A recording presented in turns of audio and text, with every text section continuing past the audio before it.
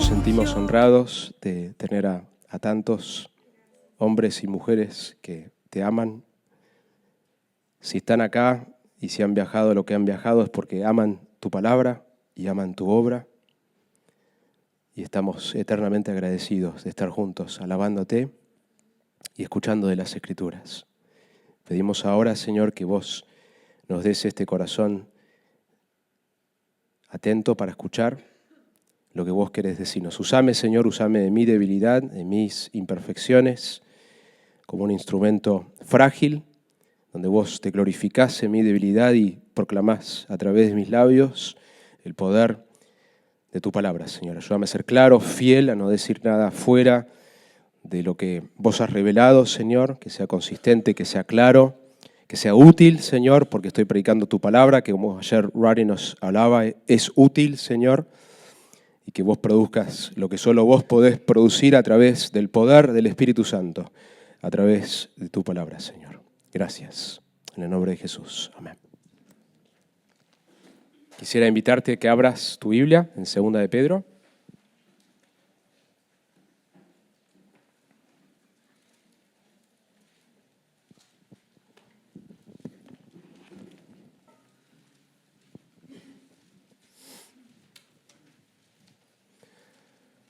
Capítulo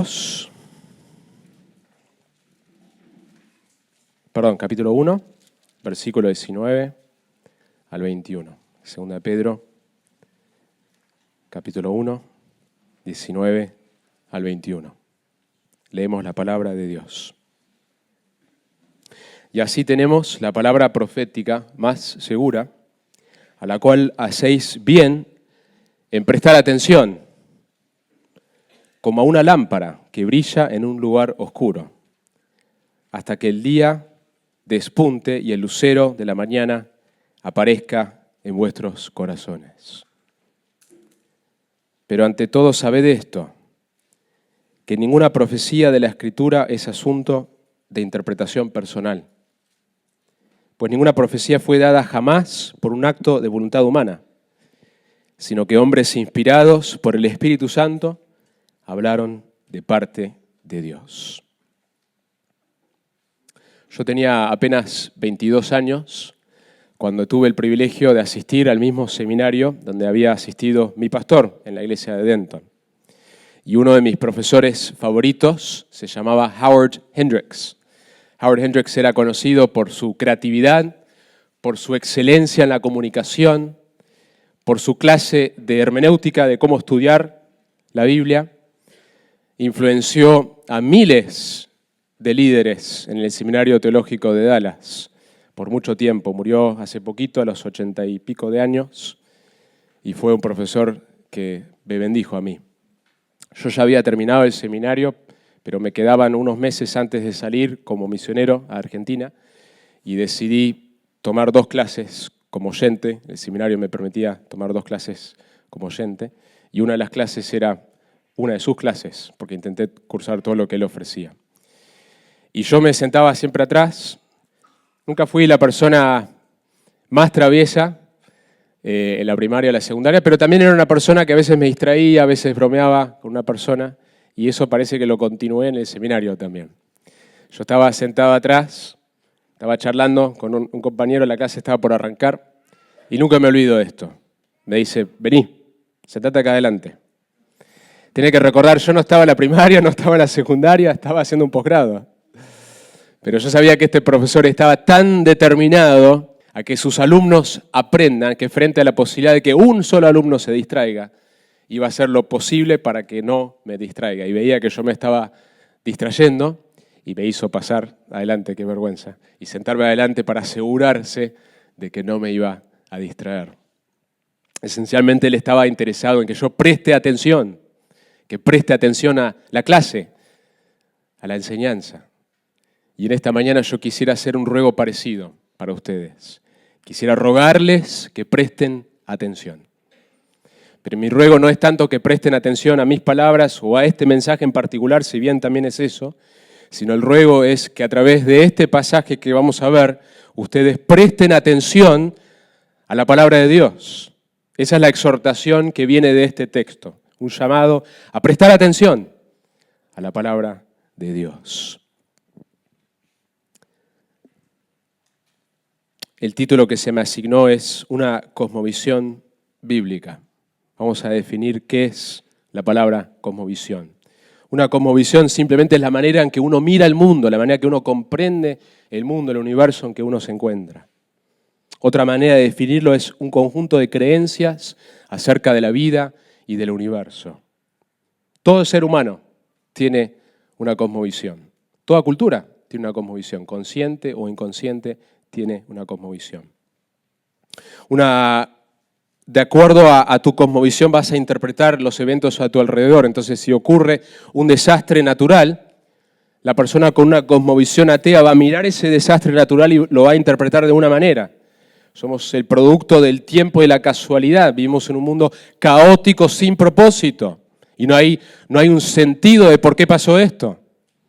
Si tenés una cosmovisión deísta, que Dios creó el mundo como un reloj que le dio cuerda y después dejó que esto ande solo, de que Dios está desinteresado en lo que sucede, simplemente lo creó y lo dejó andar solo y por eso Dios no le interesa, ni estuvo controlando ese desastre natural. Si tu cosmovisión es una cosmovisión bíblica, vas a interpretar ese desastre natural como algo bajo la soberanía de Dios, como algo que es producto de un mundo caído. Entonces, de acuerdo a tu cosmovisión, vas a interpretar lo que está a tu alrededor. Paul Tripp dice que nosotros somos hacedores de significado. Continuamente estamos dándole significado a las cosas a nuestro alrededor. Y que aún antes de la caída, el ser humano necesitaba de la palabra de Dios, aún en su estado no caído, para poder interpretar correctamente su entorno. Que en ese sentido fuimos dependientes antes de la caída de la palabra de Dios para interpretar adecuadamente nuestro entorno. Y la realidad es que nuestra cosmovisión afecta a todo. Tu verdadera creencia, lo que vos realmente crees y tu verdadera convicción acerca de la homosexualidad va a estar afectado por tu cosmovisión. Tu comprensión acerca de la crianza de los hijos va a estar afectado por tu cosmovisión. Si vos ves y entendés que tu hijo, yo digo que, ¿está mi hijo acá, el chiquito? No está, entonces puedo decir algo. Yo digo que mi hijo Tiago lo amamos, es súper dulce, pero también es súper bravo. Que él es una evidencia, ahora se tranquilizó un poco, tiene 4, pero cuando tenía 2 y 3, yo digo, bueno, si tenés dudas de la depravación del ser humano, conocé a mi hijo, y ahí te vas a sacar las dudas. Hay evidencia de que nuestra cosmovisión es correcta, pero si yo tengo una cosmovisión de que mi hijo nace con un estado pecaminoso, y a la vez es creado a la imagen de Dios, y tiene dignidad, y tiene atributos, algo de la imagen de Dios, aunque está distorsionada, va a afectar cómo yo entreno a ese niño, de que necesita un corazón que necesita ser corregido, que tiene un corazón que está inclinado a la necedad, como yo lo tenía, como vos lo tenías, como lo seguimos teniendo, pero más de niño los proverbios nos hablan de esto. Mi cosmovisión afecta todo lo que yo hago.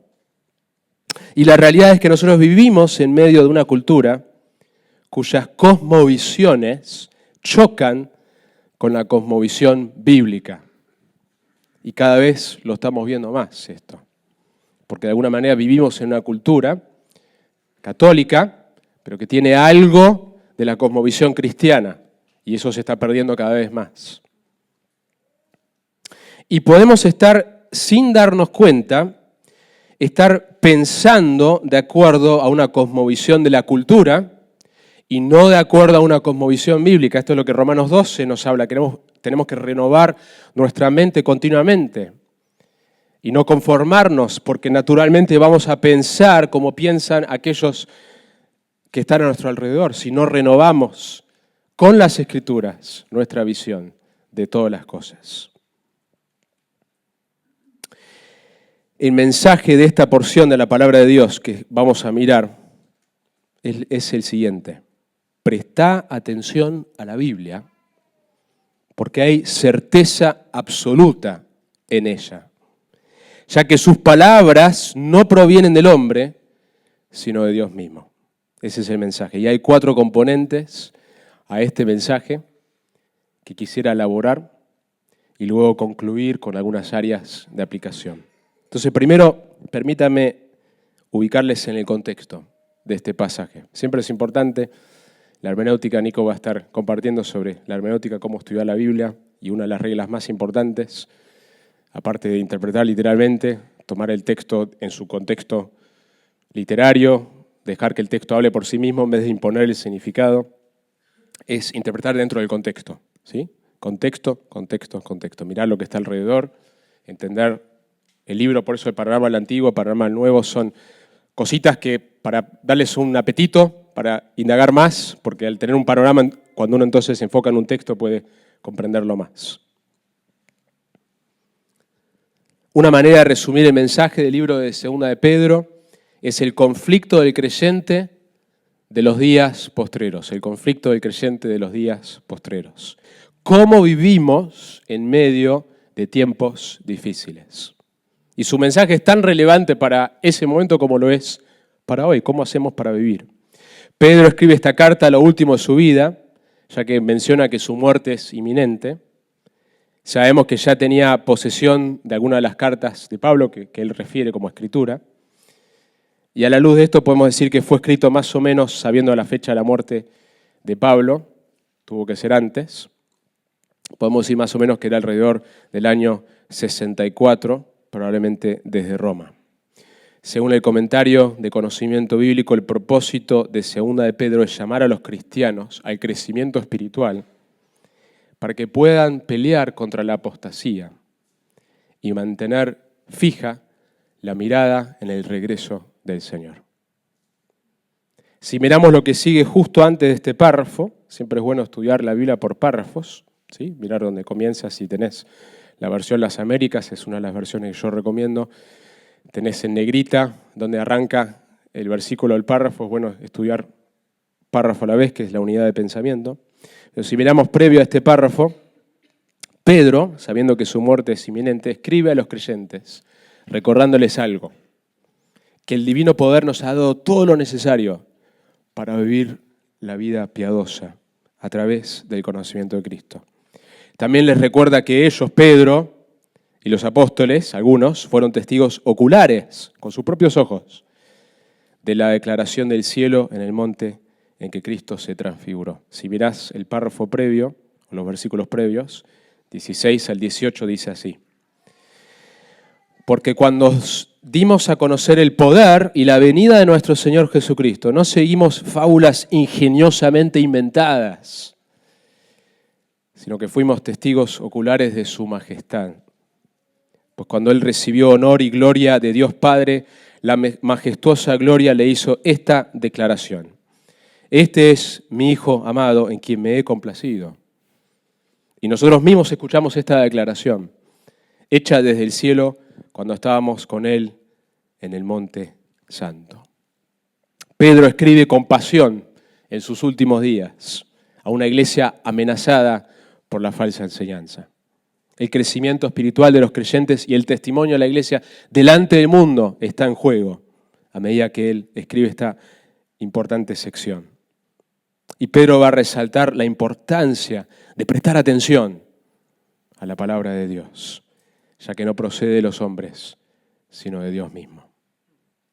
Acababa de mencionar que ellos compartieron algo que no fue una fábula ingeniosamente inventada, como Ronnie nos compartía anoche.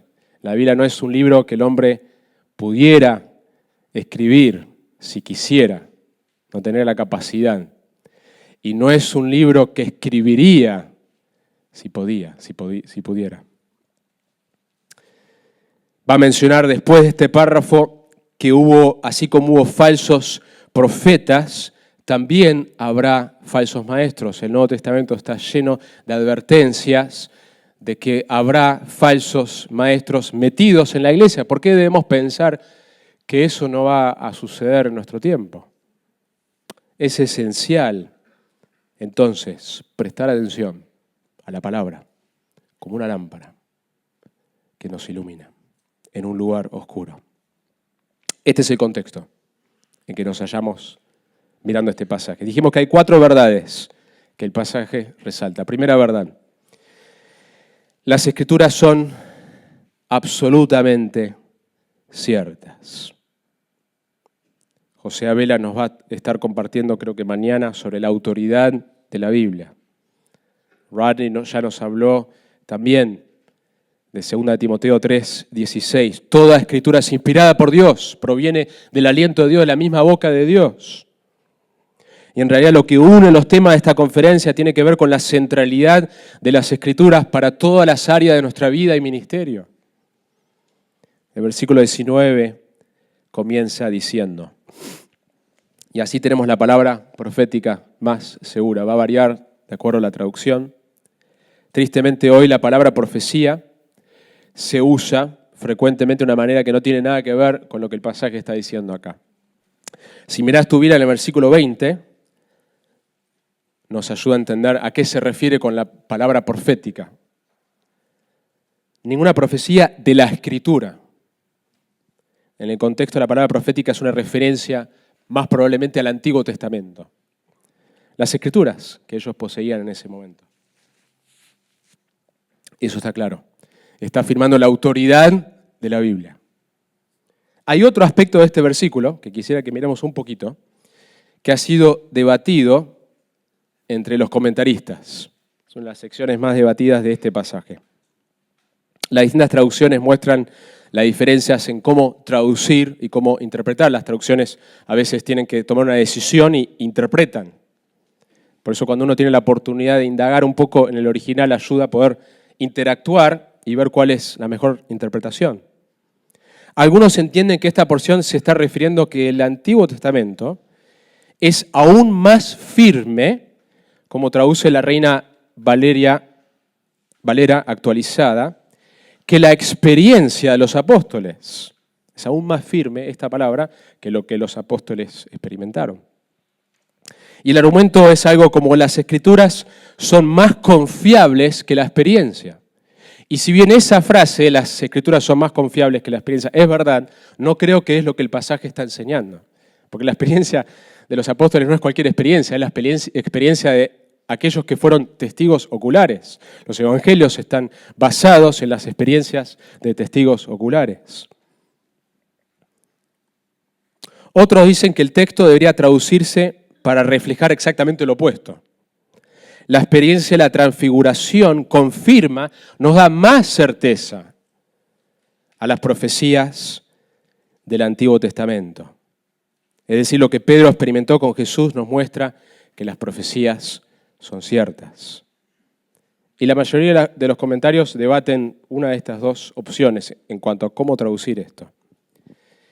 Creo que la mejor respuesta la da las notas de traducción del Net Bible, New English Translation. Sí, es una traducción que armaron unos 20 eruditos, cada uno especializado, Antiguo Testamento o sectores del Antiguo Testamento, con más de 60.000 notas, y que da mucha explicación de por qué lo traducieron de esa manera y cuáles fueron los desafíos en traducirlo. Les leo una traducción mía de una porción de estas notas de estudio que nos ayuda a entender este pasaje. En resumen, ya que sintácticamente, el sintax, la gramática, el significado que dice tenemos la palabra profética confirmada por nuestra experiencia es improbable, y que contextualmente el significado que dice tenemos algo que es una autoridad más fiel que la experiencia, específicamente la Biblia, también es improbable. Lo que queda es el siguiente significado. Tenemos una autoridad muy confiable. El Antiguo Testamento como testigo de la segunda venida de Cristo. No hay una comparación hecha explícitamente. Esto encaja muy bien con el contexto y con el sintaxis normal. El introductor yokai, que traducido es I, sugiere que el autor está agregando a su argumento. Él hace la declaración que Cristo regresará y lo respalda con 2 puntos. 1. Pedro mismo, como también los otros apóstoles, fueron testigos oculares de la transfiguración. 2, los creyentes gentiles que no estaban en el monte de la transfiguración tienen el Antiguo Testamento, en él una autoridad totalmente confiable, que también promete la segunda venida de Cristo. Es decir, que la primera parte del versículo 19 debería ser traducido, y así tenemos la palabra profética muy segura en vez de más. La palabra segura es el adjetivo que está en el original. No sería entonces un adjetivo de comparación, sino afirmación. Está afirmando esto es muy seguro. El punto de toda esta explicación, de esta interpretación exégesis, es simplemente una palabra técnica para decir que buscamos el significado original. ¿Por qué? Porque eso es lo que está inspirado, eso es lo que es inerrante, ese es el trabajo duro del predicador, es entender qué es lo que Dios dijo originalmente acá, para entonces predicar eso a la congregación o a la audiencia. El punto de todo esto es que nosotros poseemos en nuestras manos una guía segura, totalmente cierta en todas las materias. La Biblia que vos tenés en tus manos es confiable, tiene autoridad sobre todas las cosas. No hay ningún libro que se asemeja a la Biblia. No hay ningún libro que tiene la cantidad de profecías dichas de antemano que después se cumplen con la exactitud con que se cumplen las profecías. Las Escrituras son ciertas, absolutamente ciertas. Lo segundo que el texto resalta es que debemos prestar atención. A la luz de que son absolutamente ciertas, debemos prestar atención. Y ese es el ruego de esta predicación para ustedes. Que salgan de acá con una visión de prestar atención a la palabra de Dios en su detalle para todas las áreas de tu vida y de tu ministerio. Que sean cautelosos, que tiemblen, como lema de la conferencia, ante la palabra de Dios, buscando conocer la voluntad revelada de Él y que presten atención. Y así tenemos la palabra profética muy segura, a la cual hacéis bien en prestar atención. En medio de un contexto de falsa enseñanza, donde se encuentra la segunda de Pedro como hoy, debemos prestar atención a este libro, prestar atención a la palabra de Dios, es la exhortación. A la luz de la segunda venida de Cristo, que Cristo va a volver, presta atención a este libro. Nos dice en qué manera debemos prestar atención. Como una lámpara que brilla en un lugar oscuro. El salmista describió la palabra como una lámpara que alumbraba su camino. La Biblia afirma que este mundo es un mundo oscuro. Vivimos en un mundo oscuro. Amén. Al hombre, al ser humano, se lo describe como ciego. No puede ver. La Escritura dice que el Dios de este mundo ha cegado el entendimiento de los incrédulos, para que no vean el resplandor del Evangelio, de la gloria de Cristo. Hay una obra satánica hoy en día para cegar al mundo, específicamente, según un autor, concentra todos sus poderes, Satanás, de enceguecer sobre algo en particular, sobre la gloria del Evangelio. Es ahí donde Satanás busca que no tengamos la luz de la gloria del Evangelio, enceguecer en eso. No quiere que el ser humano vea la gloria del Evangelio, porque eso es lo que Dios usa para salvarnos y para santificarnos, y Satanás enfoca en enceguecernos en ese punto en particular. El libro de Apocalipsis describe a Satanás como aquel que engaña al mundo entero. No importa cuántos doctorados, cuán inteligente pensás que sos, estás engañado si no tenés la luz del Evangelio. Hay una oscuridad espiritual, moral, intelectual que afecta a la gran mayoría de la humanidad. Necesitamos una lámpara para caminar en este mundo oscuro. El hombre está perdido, confundido, ciego y ni lo sabe. No sabe quién es, el ser humano no sabe quién es realmente. Recuerdo charlar con una persona que estaba estudiando psicología y tenía un libro de antropología, ¿quién es el hombre? ¿O qué es el hombre? Porque ni siquiera sabemos si es un quién. Y había 6 posturas y yo le dije, ¿y vos cuál crees? No sé. Y se estaba preparando para aconsejar con la psicología a otros, a una persona y darle consejo. Ni sabe quién es esta persona o qué es la persona para poder aconsejarlo. El hombre no sabe quién es el hombre. No sabe para qué está. No sabe para qué está en este mundo. No sabe hacia dónde va. No tiene una perspectiva correcta de la sexualidad en todo sentido. No tiene una perspectiva correcta de sus orígenes. No tiene una perspectiva correcta de qué pasa después de la muerte. No tiene una perspectiva correcta de su verdadera condición de pecado y perdición. No tiene una perspectiva correcta de cómo remediar ese problema. Sin el verdadero evangelio, sin la intervención del Espíritu de Dios sobre la proclamación fiel de su palabra, el hombre está totalmente en la oscuridad y totalmente perdido. Por eso la imagen es tan adecuada como una lámpara que brilla en el lugar oscuro. Presta atención a las Escrituras. Depende de ellas como una lámpara en la oscuridad. Cuando mi hijo tenía 2, 3 años, se pasaba mucho a la noche en nuestra cama, en medio de la noche, y a veces yo ni enterado tengo un sueño pesado. Y me despertaba temprano y para empezar el día y para tener mi tiempo devocional, y lo tenía acá al lado, y sabía que él tenía un sueño liviano, que tenía que tener mucha cautela al salir de la habitación, buscar mi ropa y salir. Y era toda una hazaña poder lograr eso, porque si se despertaba, chao. Se despertaba de mal humor en las 6 de la mañana y uno quería evitar eso. Y lo que me salvaba es si yo, porque no siempre lo tenía, si tenía mi celular cerca de la cama, para usar la luz y empezar a guiarme en la oscuridad.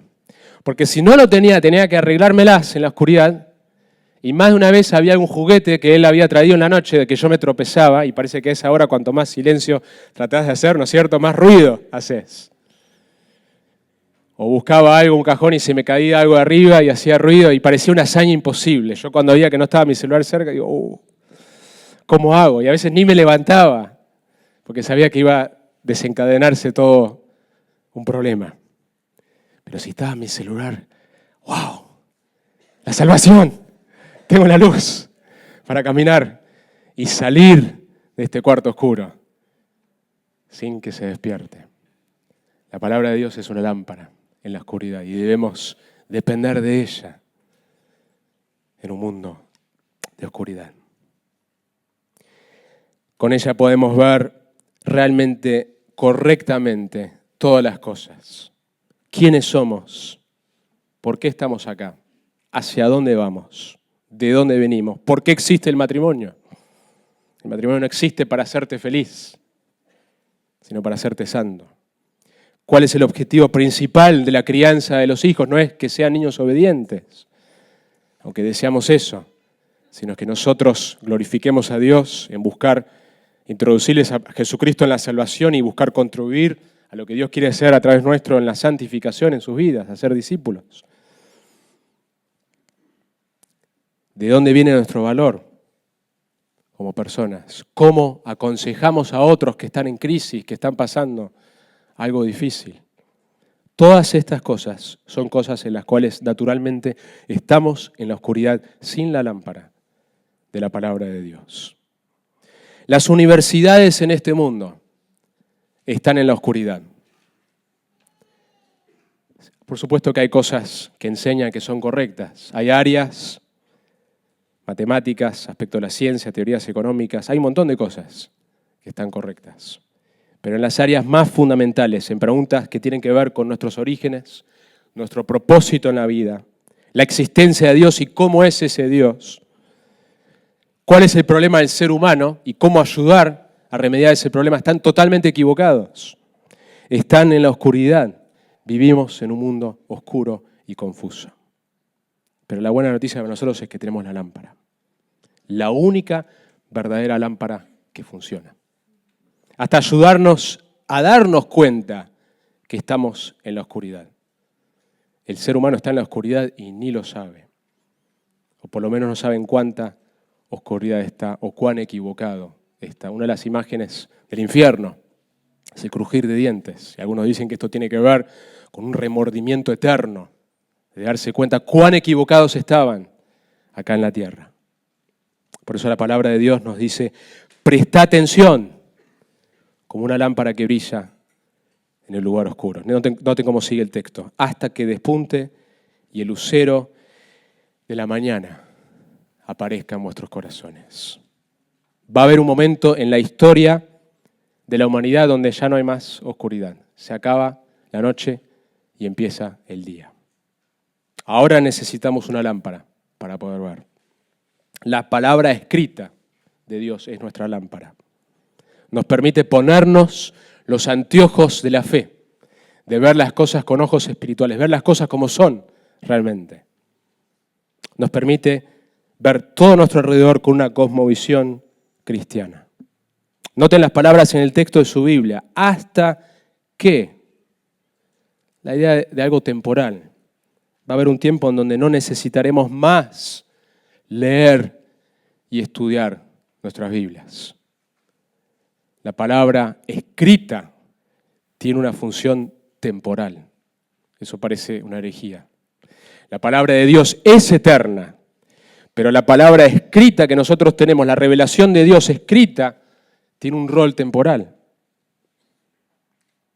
En la carta anterior, Pedro nos habla de nuestro caminar por fe. Jesucristo, a quien sin haber visto, ustedes lo aman porque el Espíritu Santo les ha abierto la mente a ver la belleza de Cristo revelado en las Escrituras.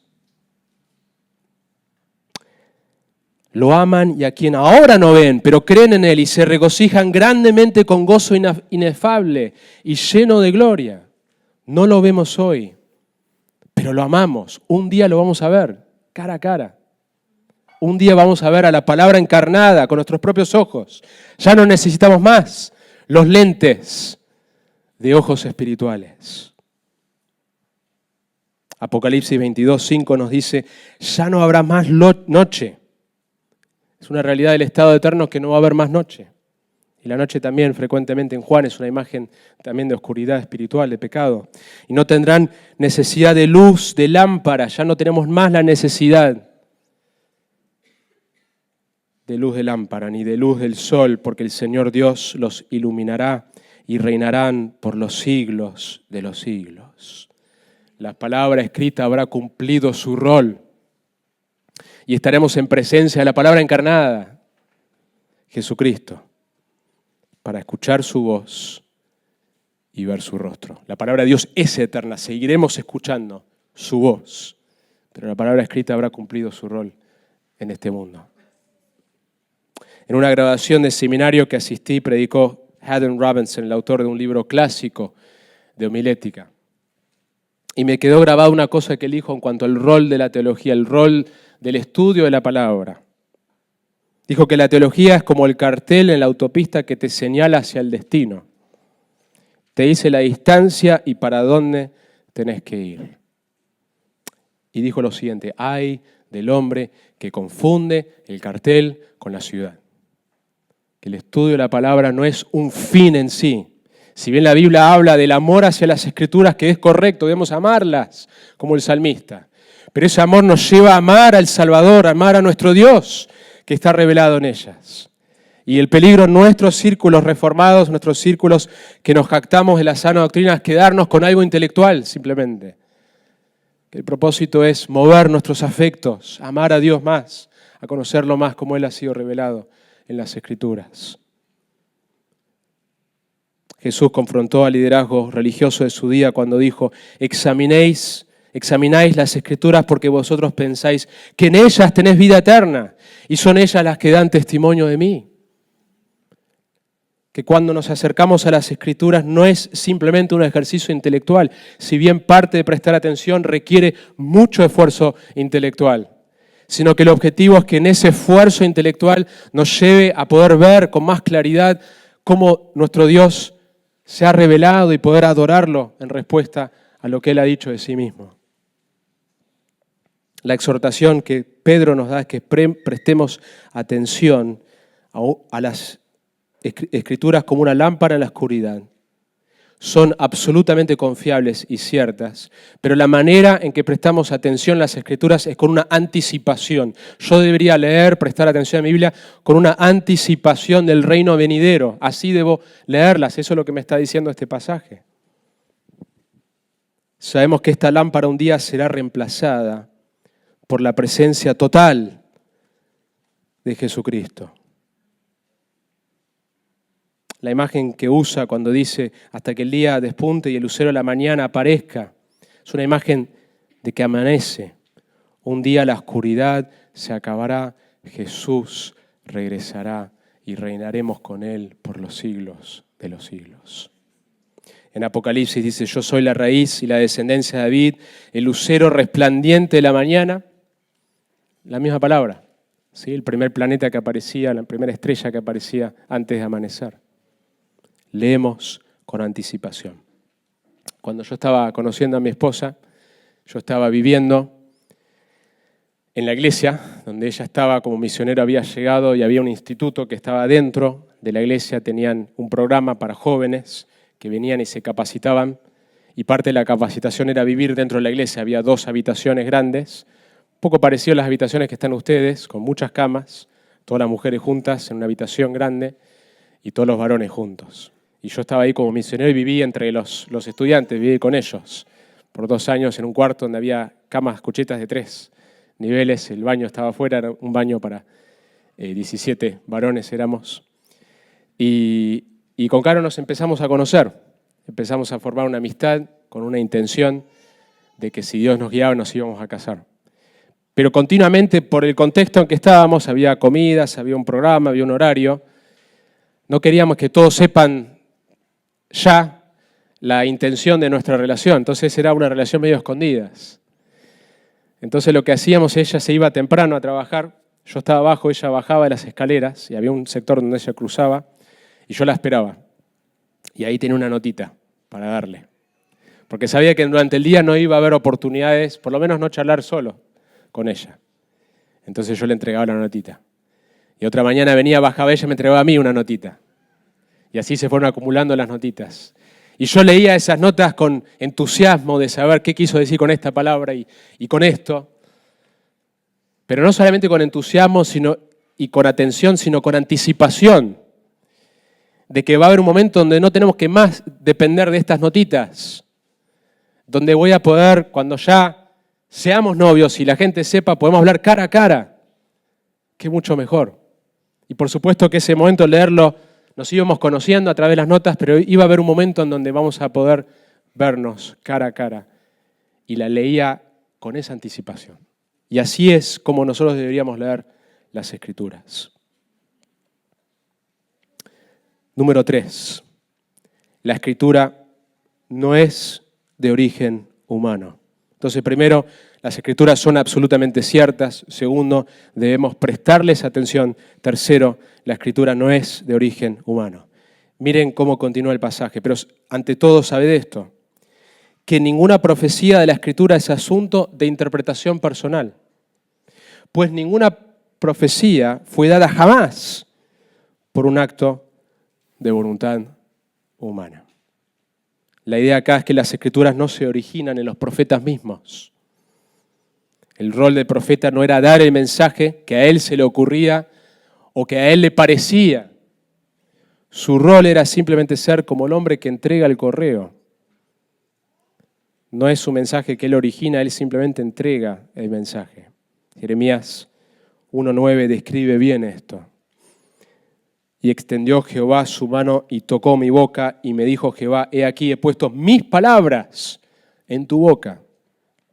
Por eso, si bien la predicación es positiva, no es un paralelo exacto a los profetas, que cada palabra provenía de Dios mismo. En una predicación expositiva el predicador puede decir algo donde se equivoca en algo. Las palabras no son inspiradas, pero están basadas, de acuerdo a cuán fiel he sido en estudiar el texto, están basadas en la palabra de Dios. Y en ese sentido hay una similitud y hay una importancia de poder predicar lo que el texto dice, porque es ahí donde Dios habla a través de su palabra. Hay un pasaje en el Antiguo Testamento, en el libro de Primera Reyes, que nos ilustra bien la diferencia entre la persona que hablaba y que sus palabras eran meramente humanas y la profecía verdadera de Dios. El rey Josafat y el rey Acab forman una alianza, el rey del sur y el rey del norte, y están decidiendo si van a ir a guerra contra un país, contra Ramot de Galad. Acab, el rey de Israel, el rey malo, Acababa de consultar un grupo de profetas, pero Josafat tiene sus dudas si estos profetas son truchos o no, si son genuinos, si están realmente hablando la palabra de Dios, si son profetas falsos. Entonces dice, no hay alguien que podamos consultar la palabra de Dios. Está desconfiado de estos profetas. Y Acab dice, sí, hay uno, pero no me gusta, porque siempre dice cosas malas. Lo odio porque siempre dice cosas malas de mí. Micaías se llama. Nunca profetiza nada bueno. Lo llama, y el texto 1 Reyes 22, 13 al 14 dice así. Y el mensajero que había ido a llamar a Micaías le habló diciendo, he aquí las palabras de los profetas, a una voz anuncian al rey cosas buenas. Sea ahora tu palabra conforme a la palabra de alguno de ellos. Y anuncia también buen éxito. Unite a nosotros. Y Micaías respondió, vive Jehová, que lo que Jehová me hablare, eso diré. El verdadero profeta hablaba y escribía lo que Dios le decía, no lo que él pensaba o lo que las personas le pedían. Pero ante todo, sabed esto, que ninguna profecía de la Escritura es asunto de interpretación personal, pues ninguna profecía fue dada jamás por un acto de voluntad humana. En el libro de Isaías, Dios reta a los dioses falsos y muestra la incapacidad de los otros dioses. Dios muestra que Él es superior, porque solo Él anuncia lo que va a suceder antes de que suceda. Isaías 41, 21 dice, presenten su causa, dice el Señor. Expongan sus fuertes argumentos, dice el rey de Jacob. Que expongan y nos declaren lo que ha de suceder. A ver si ustedes pueden profetizar de antemano lo que va a suceder. En cuanto a los hechos anteriores, declaren lo que fueron, para que lo consideremos y sepamos su resultado. O bien, anúncienos lo que ha de venir. Declaren lo que ha de suceder en el futuro, para que sepamos que ustedes son dioses. Ustedes que claman ser dioses, a ver si pueden decir el futuro como lo hago yo. Isaías está lleno de profecías después de esto. Sí, hagan algo bueno o malo para que nos desalentemos y temamos a una. Y termina diciendo esto Dios, a través de Isaías. Miren, ustedes no son nada. Y su obra es vana. Abominación es el que los escoge. La Escritura es la palabra de Dios. La Escritura es absolutamente confiable. Solo Él declara las cosas antes que sucedan y se cumple con exactitud. La realidad es que la Biblia no tiene un origen humano. Por último, número 4. Las Escrituras contienen las palabras habladas por Dios mismo. La totalidad de las Escrituras es de origen divino. Esto lo vimos también ayer. Noten la repetición. Ninguna profecía es de interpretación, le hace origen personal. Ninguna profecía fue dada jamás. La repetición de ninguna, jamás. Hay dos textos en el Nuevo Testamento que son los textos más comunes para hablar de lo que es la inspiración de las Escrituras. La inspiración de las Escrituras nos lleva a otra doctrina que es la inerrancia, de que ya que provienen de la misma boca de Dios, la palabra de Dios, las Escrituras, son sin error. En este texto también traduce inspirado, pero es otra palabra que la que vimos anoche con Rodney. En 2 Timoteo 3:16 es una palabra que aparece una sola vez en el Nuevo Testamento y comunica la idea del aliento de Dios. Acá es una palabra que se puede traducir también movidos. Está en el modo pasivo, la idea es que el Espíritu Santo utiliza la personalidad y guía a los autores a escribir las palabras que Él mismo está asegurándose que sean de Él. Es más correcto decir que no son los autores los que están inspirados, sino las palabras de la Biblia que están inspiradas. La imagen es que los autores están controlados por el Espíritu Santo. Lucas usa esta misma palabra que se traduce inspirado, que se puede traducir impulsado cuando describe el velero que es impulsado por el viento. Las Escrituras, la Biblia, son la obra de la tercera persona de la Trinidad. Proviene de Dios mismo, son las mismas palabras de Dios. Y por eso debemos prestarles atención, como una lámpara en la oscuridad. Quisiera terminar con dos cosas. Denunciar. En la Biblia hay momentos donde se denuncia algo con ay. En Isaías 5, capítulo 5, hay varios ayes, donde Isaías denuncia cosas que están pasando. Y después dice, ay de mí, en el capítulo 6. Jesús denuncia, ay de los fariseos. Hay momentos para denunciar cosas. Quisiera, a la luz de esta escritura, denunciar cosas que suceden en nuestro entorno. Ay de los seminarios que dicen estar capacitando a jóvenes y a ministros para guiar la iglesia, que tienen en baja estima la palabra eterna de Dios, cuyos profesores no se inclinan ante la autoridad y no tiemblan delante de la voz de Dios. Ay de los púlpitos que tuercen las Escrituras para su propia destrucción. Ay de los pastores que niegan a sus congregaciones comer del alimento puro de la palabra de Dios, aquello que va a producir crecimiento espiritual en su vida. Ay de los consejeros que se llaman cristianos y meten teorías humanas basadas en el ateísmo para aconsejar y guiarlos a un camino que no los va a ayudar. Que la consejería tiene uno de dos objetivos, salvar o santificar. No hay otro objetivo. El objetivo del consejero cristiano no es sacar el dolor como un médico, es ayudar a que esa persona tenga una cosmovisión bíblica de ese dolor y que Dios use ese dolor para santificarlo. Hay de los consejeros que no hacen esto, que no son consejeros bíblicos. Hay de los autores cristianos que minimizan las Escrituras cuando tratan temas y las Escrituras apenas se mencionan o se mencionan fuera de contexto o directamente no se mencionan. 3 áreas de aplicación: la predicación bíblica, la consejería bíblica y la totalidad de nuestra vida. Primero, la predicación bíblica. Hay un libro que les voy a recomendar que se llama La predicación expositiva y es uno de los libros de 9 marcas. Enrique, ¿estás por ahí? Creo que está disponible gratis en un PDF que se puede bajar con todos los derechos. Y hay un sector donde el autor describe cómo es la predicación hoy y el peligro de no predicar expositivamente. Y dice así.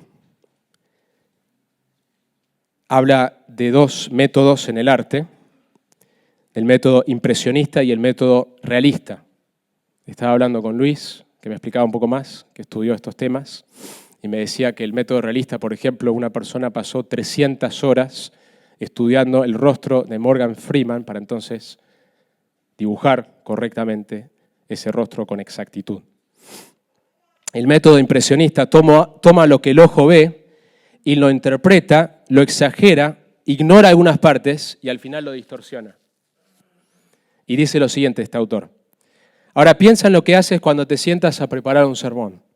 Abres tu Biblia, no tienes mucho tiempo, es probable que tengas una reunión o 2 esta noche, es posible que tengas que guiar a alguna familia o a alguien del personal, ciertamente tienes las manos llenas del trabajo pastoral. Sin embargo, tienes que decir algo del domingo. Así que empiezas a leer tu texto y anotas algunas cosas en tu ordenador, al igual que un artista interactúa con un lienzo. Trazas conexiones rápidas, llenas de color entre la palabra y lo que sabes del mundo. Buscas cosas que sabes que tendrán una impresión inmediata sobre tus oyentes.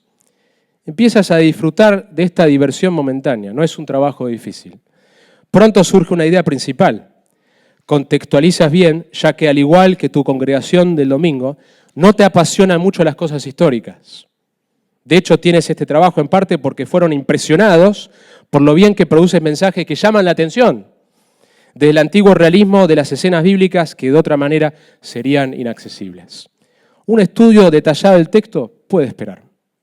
El mensaje de esta semana, al igual que el de la semana pasada, se concentrará en las impresiones relevantes que saques del pasaje. Las aplicaciones parecen emerger como rayos de luz para que puedas esparcirlo sobre la congregación a todo color. Miras tu iPhone para ver la hora, has estado trabajando por 15 minutos. Esta es la predicación impresionista. Sucede a menudo. De hecho, puede ser el problema más importante que enfrentan los predicadores hoy. La predicación impresionista no es controlada por la realidad del texto.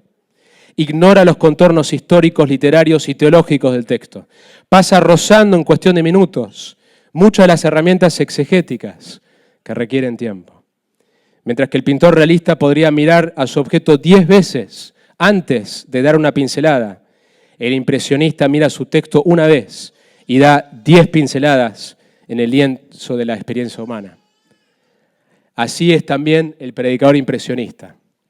No hay duda de que la predicación impresionista es más fácil y rápida. Tiene más sentido dada tu apretada agenda. Pero necesitas saber que al final estás haciendo lo que se te da la gana con el texto. Qué imagen, ¿no? Poderosa. Presta atención. Si sos pastor, quiero exhortarte, animarte. Yo sé que es un trabajo arduo, porque obviamente no queda solamente en la exégesis, después hay que armar algo para llevar a la congregación. Pero empieza ahí, empieza ahí. Y si sos alguien que está en una iglesia, anima a tu pastor a que te alimente, como Bradley nos hablaba anoche. Número 2, la consejería bíblica. Jay Adams usa una ilustración de los distintos modelos en cuanto a la consejería, de cómo enfrentan un problema. Y dice lo siguiente: para ilustrar de una forma artificial las diferencias entre los varios sistemas, consideremos la siguiente parábola. Imaginémonos a un hombre pobre sentado encima de una tachuela y sufriendo un dolor agudo. Se le acerca un consejero que sostiene el punto de vista somático o químico. Al escuchar las quejas del cliente, le receta inmediatamente unos tranquilizantes. La solución es anestesiarle. O quizás el cliente es uno de los que siguen el adagio de hágalo usted mismo, sin píldoras, en su botiquín. Puede recurrir a su propia solución química anestesiando su cerebro con alcohol. Si anda cerca un especialista en cirugía, puede que sugiera que los nervios activados deberían ser seccionados. Esto eliminará los síntomas y dará descanso al paciente. Eliminemos la luz roja del tablero. Naturalmente también viene el analista freudiano, que contempla la situación y dice: estos dolores se hallan localizados cerca del área sexual. Creo que lo mejor sería sondear las experiencias de la niñez del paciente y aprender algo acerca de sus primeras experiencias sexuales. Entonces es posible que nos sea posible ayudar a aliviar sus dolores, aunque naturalmente no se puede dar ninguna seguridad. Reconocemos que ha sido socializado erróneamente y que su superego es un tirano cruel. Si puede ser resocializado, es posible que mejore. A continuación entra un discípulo de Rogers. Cuando el sufriente le pregunta qué es lo que tiene que hacer para conseguir un alivio, el terapeuta le replica: no voy a aconsejarte nada. Estoy seguro que dentro de ti mismo posees los recursos suficientes para solucionar la dificultad. Te reflejaré de nuevo tus preguntas y te ayudaré a que clasifiques y a que consigas ver el asunto. Ahora, ¿dices que te hayas dividido en dos? Finalmente llega un consejero bíblico. Mira alrededor y encuentra la tachuela debajo del cliente. Le dice: sal de esta tachuela. Ahora que estás de pie, siéntate en esta otra silla y hablaremos de cómo puedes evitar sentarte en tachuelas en el futuro.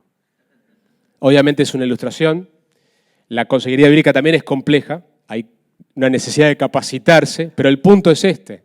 Es que frecuentemente los consejeros cristianos no prestan atención a que Dios sí tiene algo para decir sobre la persona que piensa que es bipolar.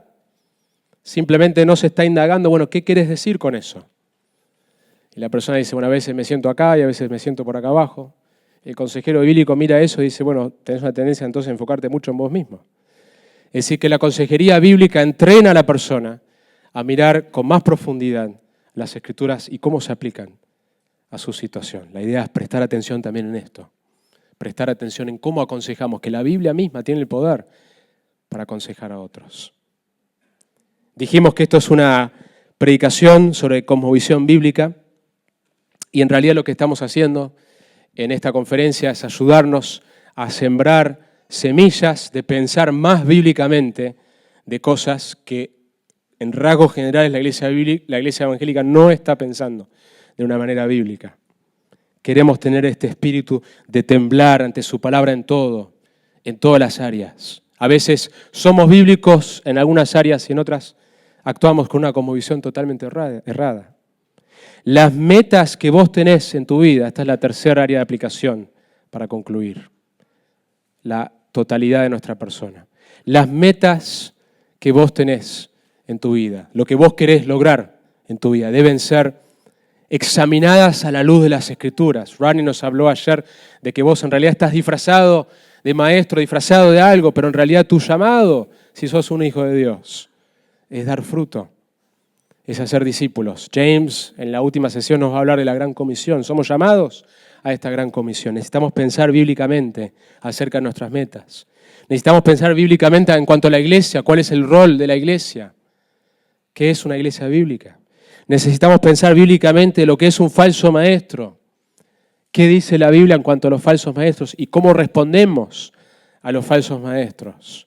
Frecuentemente se critica a las personas que intentan confrontar citando erróneamente pasajes, bueno, ¿quién soy yo para juzgar? Sí, la Biblia está lleno de ejemplos que debemos confrontar y denunciar la falsa enseñanza. Necesitamos pensar bíblicamente en el evangelismo. ¿Qué es el evangelismo? ¿Qué es el evangelio? Necesitamos pensar bíblicamente en el uso de mi lengua cuando yo le hablo mal a mi cónyuge. Necesito saber que la Escritura tiene algo para decir en los Proverbios, en Santiago, acerca de mi lengua. Y en la raíz de por qué mi lengua habla de esta manera. En el enojo, la Biblia tiene algo para decir en por qué me enojo, las motivaciones de la idolatría, de los ídolos de mi corazón. En cómo resuelvo un conflicto en mi matrimonio en la iglesia. La Biblia tiene algo para decir. Necesitamos la cosmovisión bíblica. En la homosexualidad. Necesitamos no solamente por cultura decir estamos en desacuerdo con el matrimonio homosexual, sino saber por qué bíblicamente estamos de desacuerdo y cuál es el trato que debemos tener hacia una persona homosexual. Que la Biblia nos habla tanto de amar a todos, incluyendo a la persona homosexual. De que podemos al mismo tiempo decirle, nosotros te amamos, pero estás equivocado al mismo tiempo. Y que la Biblia también habla de que algunos de los corintios eran homosexuales y se convirtieron. La homosexualidad no es algo que no me queda otra, sino que Dios también puede rescatar y salvar a la persona que Dios dice, esto es pecado, esto no es el diseño que yo tengo para el ser humano. Necesitamos ponernos los anteojos de la palabra de Dios. Presta atención a la Biblia, porque hay certeza absoluta en ella, ya que sus palabras no provienen del hombre, sino de Dios mismo. Vamos a orar.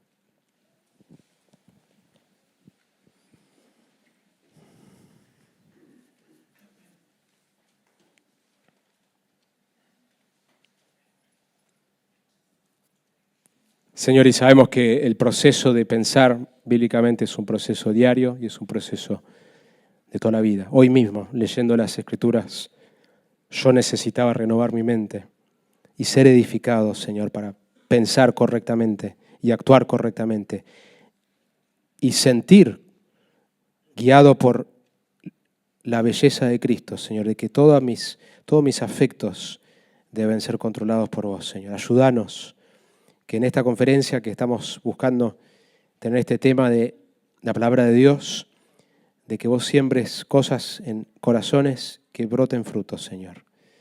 Que esto sea un comienzo de algo que vos sigas haciendo en la vida de cada uno. En el nombre precioso de Jesús. Amén. Eres amor que del cielo